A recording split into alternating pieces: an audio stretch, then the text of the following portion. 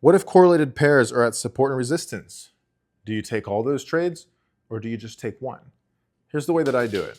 The way that I do it is I go to my charts. Say I find GBP JPY, for example. GBP JPY is at a resistance zone.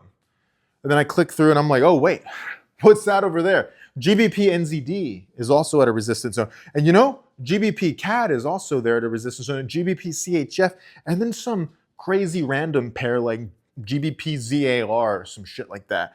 And so I find, well, you know what? I got 8 different GBP pairs all at the resistance zone. Should I sell them all? Well, here's what happens if you do that. What ends up happening is that you take all those trades and you throw all your capital into those trades and you start running around trying to catch them all like Pokemon. But if you're right, sure, you'll make 5, 6, 7, 8 times the amount of profit.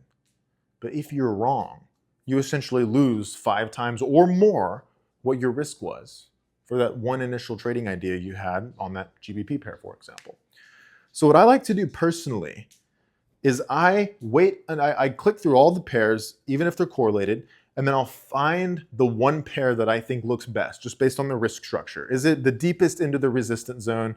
Can I enter and have a really good entry at the resistance zone, so it's just going to break or bounce right there? I'm not entering too early into the zone for F's sake. I'm not entering like below the zone or anything like that. And what I'll do is I'll take that trade, I'll put a stop on the other side of the zone and a target of at least 1-to-1. Sometimes 1-to-1.5, sometimes 1-to-2 risk reward ratio, depending on the context. And I will take that one trade, and that protects me from what's called currency correlation, otherwise known as just like exposure. You're exposing yourself to the same asset. So that way, instead of throwing all of my profit, oh my God, that dog is crazy.